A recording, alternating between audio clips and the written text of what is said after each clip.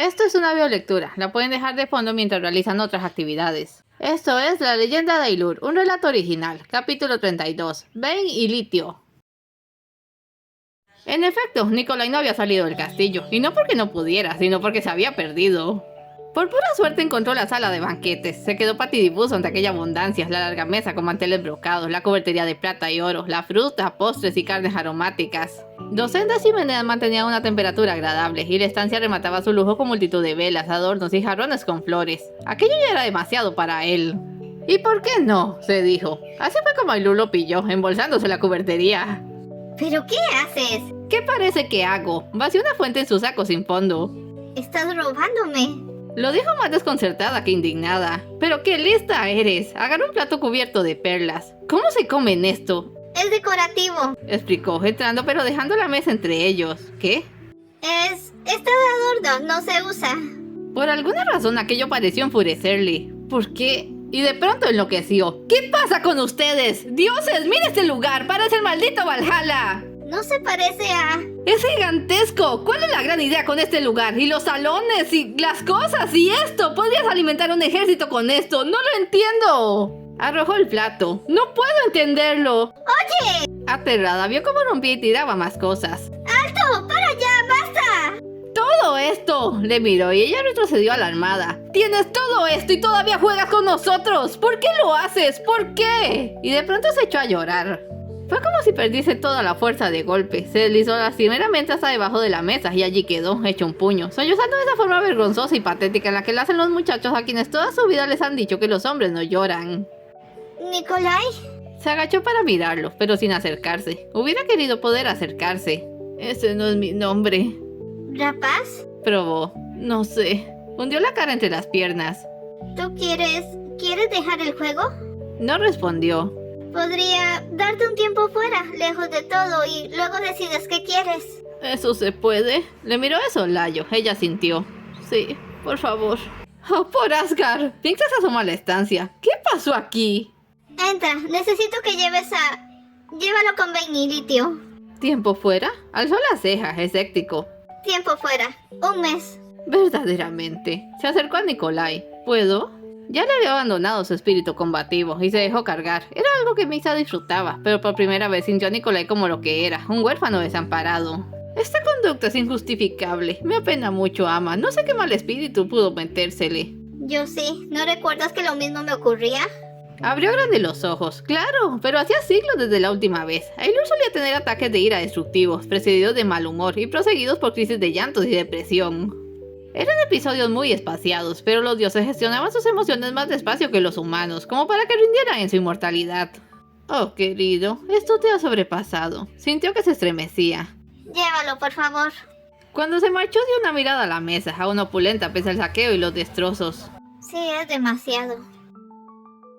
Estaba agotado y Mixa era agradablemente cálido. Inevitablemente se quedó dormido en sus brazos y cuando despertó estaba en un lugar desconocido. ¿Ahora qué? Estuvo tentado a quedarse acostado y obligar a otros a buscarle, pero entonces recordó lo ocurrido, su estallido delante de Ailur. Dioses, ahora sí me fastidié. Y no le convenía fastidiarse más, de modo que se obligó a levantarse y salió del cuarto a un comedor espacioso. Las 2 mujeres allí presentes se le quedaron mirando.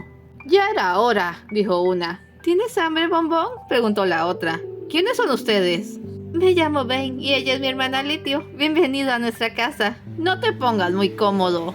Nikolai se preguntó si le estaban tomando el pelo. Vayne, huesos, era oronda, sonrosada y blanda, como un pastelillo bien relleno, y justo estaba dando cuenta de una tarta y chupándose los dedos. Litio, pequeña, debía ser tan alta como Mixa Haven, poseía una expresión adusta, y le miraba como si desaprobara cada detalle de su persona.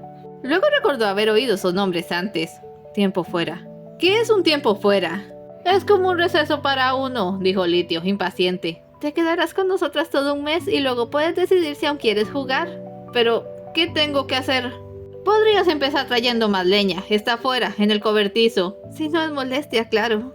Cauto, porque ya sabía las que Mixa se gastaba, salió sin quitarle la vista de encima. Resultó que estaba en una bonita cabaña en algún lugar del bosque que no conocía, y los árboles alrededor eran tan altos que ni siquiera alcanzaba a ver las torres del castillo. Así que le habían dejado a la buena de los dioses en medio de la nada junto a 2 extrañas, una de las cuales no parecía feliz con su presencia y otra que estaba quizás demasiado feliz. No sabía cómo sentirse en ese momento. Algo le decía que no era usual mandar a un jugador de receso obligatorio, y ni le dejaron despedirse. Temía haber asustado a Ailur. Le apenaba haber herido a Mixa. Por otra parte, sí que le gustaba la perspectiva de poder ignorar sus problemas por 30 días. Pero luego... Era pronto para decidir qué haría luego. ¿Qué pasa con la leña? Le llegó la autoritaria voz de Litio. ¡Lo siento! Buscó el cobertizo. ¡Ya voy! Hablemos ahora de Vayne y Litio, pues para alivio y consternación de Nikolai, en todo el mes no le soltaron prenda, pero el público merece conocer su historia. 11 años y muchos kilos atrás, Vayne era una jovenzuela de 19, tan dulce y apetecible que de no ser por su desgarbada hermana mayor, Litio, de 22 años, cualquier altarabá se lo hubiese merendado y dejado las obras. Pero Litio la cuidaba bien, solo se tenían una a la otra, y como la hermana mayor era demasiado intimidante para cualquier hombre, su futuro quedó en manos de la menor. Vayne logró casarse con un señor próspero, y por un tiempo todo marchó de maravilla, pero ni siquiera Litio podía luchar contra la pasión de buen comercial de su hermana. Vayne subió mucho de peso, y además no lograba quedar embarazada. El esposo comenzó entonces a fijar su atención en jóvenes más lozanas, y fue ahí donde Litio, aterrada de perder su estilo de vida y verse en la calle, cometió el error de tratar de envenenar a su cuñado, para hacer de su hermana una viuda rica. Evidentemente no salió bien, y las hermanas tuvieron que escapar. Fue así como, de forma totalmente incidental, llegaron al Valle de Ailur, de donde ya no pudieron marcharse. En un principio Litio creyó que debían jugar al juego, pero ninguno de los papeles disponibles era apto para ellas. Mixa les llevó al pueblo y les puso el grito en el cielo. Su hermana era una dama importante, no podían vivir con la plebe y labrar la tierra como campesinos. Vayne no lo soportaría, y si algo le pasaba a su hermana era capaz de quemarles el valle entero. Claro que cualquier amenaza era una bravuconada absurda enfrente del esclavo, pero encontró tan divertido ser confrontado por alguien que le igualaba en altura que aceptó hacer algo por ellas. La broma del tiempo fuera existía desde hacía un par de siglos, pero solo era la cabaña. Si alguno de sus jugadores favoritos pensaba en abandonar, enfermaba gravemente o hacía algo que mereciera un premio, Mixa lo dejaba allí y lo agasajaba por unos días, y así podía regresar refortalecido y listo para la acción. Se dio la cabaña a las hermanas con la condición de atender a cualquier jugador que les dejara. A cambio vivirían el resto de su vida en paz y desahogo. Vayne lo aceptó de inmediato. Mientras hubiese dulce sería feliz. Litio pensaba que les habían estafado, dejándolas en el bosque cuando existía un castillo, pero se quedó callada. En todo juego siempre hay alguien que juega con sus propias reglas. Como ya dijimos, Nikolai no llegó a enterarse de nada de eso. Pasó algunas horas atendiendo las órdenes de Litio, acarreando agua, leña o desplazando los muebles, intimidado por su altura y su cara de institutriz. Estaba bastante cansado al anochecer, cuando, tan rápido que le dejó medio en shock, Litio lo tiró sobre la mesa y le aplicó un masaje ridículamente violento en que le tronaron tanto los huesos que juró que se los había separado, pero qué bien se sintió después. Ahora a cenar, anunció Vayne con júbilo. Le sirvieron una cena copiosa y magnífica, se sintió amodorrado después, y Vayne le mandó directo a la cama. No lo había notado antes, pero el colchón era muy mullido, y la almohada debía estar rellena de plumas. Se durmió enseguida, y así acabó su primer día de tiempo fuera. Comprender la situación le tomó un poco más, porque seguía esperando ver aparecer a Mixa desde algún rincón improbable y que le rindiera cuentas con su sonrisa de depredador, o bien que las hermanas la acosaran a preguntas en busca de la raíz de sus problemas, pero no pasó ni una cosa ni la otra, y tuvo que aceptar que en serio le habían dejado para que se relajase, y que el único que podía decir si quería ver por sus problemas o no era él mismo. Pasó la primera semana acostumbrándose, paseando por los alrededores y haciendo diferentes trabajos para las hermanas. Litio parecía tenerle por un jornalero prestado, era cortante y le daba los trabajos más pesados que se le ocurrían, pero no trataba expresamente de hacerle daño, y se volvió bastante más cortés cuando se dio cuenta de que Nikolai era un muchacho educado que no le hacía quite a nada. A veces le acompañaba en sus paseos, y por las tardes le gustaba matar un par de horas tocando la cítara. A Nikolai le impresionó tanto su talento que le preguntó si podía enseñarle a hacerlo. Litio se mostró indignadísima. ¡Qué atrevido!, le dijo, pero unos días después le dio otra cítara, que a saber de dónde vendría, y comenzaron las lecciones. Vayne pasaba la mayor parte del tiempo dentro de la casa o en una poltrona en el jardín. El peso le había atrofiado las piernas y no caminaba mucho, pero lo que le faltaba de empeño físico lo compensaba crecidamente con un ingenio vivo. Hablaba hasta por los codos esa mujer, y no solo de comida, aunque era su tema favorito. Leía muchos libros y tenía toda clase de ideas raras sobre la vida, la naturaleza y el mundo que compartía gustosamente con su inquilino. También era coqueta. El trabajo más pesado de la casa era ayudarla a estar siempre aseada, bien vestida y glamorosa, algo de lo que su hermana se ocupaba, pero Nikolai se encontró también aprendiendo cómo cepillar y trenzar cabellos y a dar cumplidos galantes, porque ahí de él se ofendía a la señora de la casa, aunque todo eso en realidad le parecía divertido. La segunda semana, ya casi seguro de que las cosas eran como pintaban, decidió ser más activo. Había notado que el cobertizo de la leña era bastante antiguo y estaba muy maltratado, así que decidió ponerse a hacer uno nuevo él mismo, que bastante había aprendido con el mantenimiento de su propia cabaña. Litio rezongó que aquello no era necesario, pero no le detuvo y le daba menos tareas adicionales. Vayne se sentaba a verle trabajar y le daba charla mientras lo hacía. Yo debí casarme con alguien como tú, dijo de repente. De la impresión casi se cae del tejado. ¿Qué? Un chico apuesto, honesto y trabajador, alguien decente y no alguien rico. Eso habría sido mejor. No soy nada de eso, se abochornó. Ustedes ni siquiera me han preguntado cuál es mi papel o qué hacía antes de venir al valle. Eso nos daría ideas equivocadas. Aprendes mucho de una persona si solo la miras, y yo nunca me equivoco con la gente. Apoyó el dedo en su nariz, en ademán avieso. Sí, sin duda eres un buen chico, Nikolai. Ojalá tuviera 10 años menos.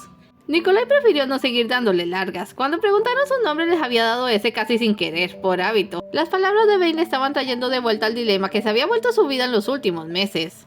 O más bien al que había sido siempre, si es que se obligaba a ser honesto consigo. ¿Quién era él? ¿La pobre imitación de alguien mejor? ¿Un ladrón mezquino que negaba su propia naturaleza? ¿O algo más? De la respuesta dependía su futuro. La tercera semana comenzó a sentirse nostálgico. Se sentaba frente al río que discurría cerca de la cabaña y se dedicaba a tirar piedras a la corriente, mientras se preguntaba cómo estarían los demás.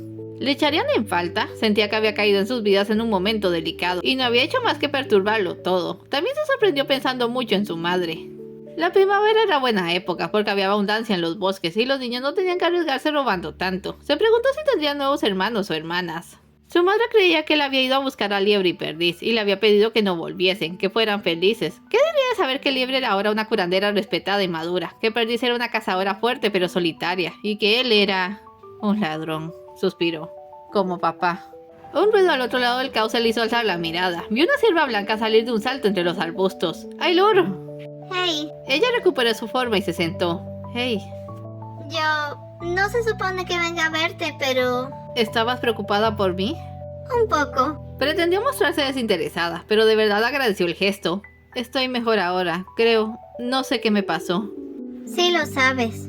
Sí lo sé, bajo la vista, pero estuvo mal. Mientras más se guarden las cosas que te molestan, va a ser peor. ¿Debería ser distante y directo con todo el mundo como tú? Preguntó con cinismo. No es lo mismo. Yo soy una diosa. ¿Eso te pone las cosas peor o mejor que a mí? No tengo idea. Sonrió con pesar y Nikolai le regresó la sonrisa. Al chico se le ocurrió entonces que las mejores charlas que habían tenido siempre fueron con algo de por medio, un río, una mesa, los árboles. Ailur siempre se cuidaba de colocar una barrera visible entre ella y las personas, pero era aún mayor el muro que no dejaba ver, y aún así, detrás de ese muro había una persona con quien se entendía. ¿Alguna vez has deseado ser otra persona? Se le escapó. ¿Otra persona? Al menos no le miraba como si fuera un tonto. En mi pueblo, de donde vengo, había un chico. Yo lo miraba todo el tiempo. Era hijo único de una buena familia. Sus padres eran amorosos, le daban cuanto quisiera, y él parecía tan feliz. Yo hubiese dado lo que fuera por ser él. ¿Tus padres no te amaban? ¿Qué? Parpadeó. Bueno, no sé mi padre. Era bueno mientras cumpliéramos. Y claro que mi madre nos amaba. ¿Odiabas a tus hermanos? Claro que no. Los extraño y recuerdo a cada uno. Jamás estábamos solos. Entonces, ¿por qué eras tan infeliz? No dije que fuera infeliz. Se removió, incómodo. Quiero decir, no tiene nada de malo desear más. Pero no estabas deseando más. Querías cambiar todo lo que ya tenías por algo que te parecía mejor. Yo guardó silencio. No lo había visto de ese modo. Dijiste que no entendías por qué era todo esto. ¿Por qué jugaba con ustedes o poseía todas esas cosas? Quiero explicártelo. ¿Por qué? Ailur le miró, reparó en su repentina tensión. ¿Por qué todos acaban contándome las cosas a mí? Yo no puedo hacer nada, no puedo ayudar a nadie, no le hago bien a nadie. Tú... oh, vaya, no tienes idea de lo que hiciste, ¿verdad? ¿Qué? ¿Qué fue lo que hice? Algo bueno no podía hacer, ¿y cómo iba a poder él hacer nada si ni siquiera estaba en la villa? Ailur se corrió un poco hacia adelante, reduciendo simbólicamente la distancia entre ambos, y le contó lo acontecido en el valle durante las últimas semanas. Es todo por hoy, no se vayan sin dejar un like y un comentario, y nos vemos en el siguiente episodio.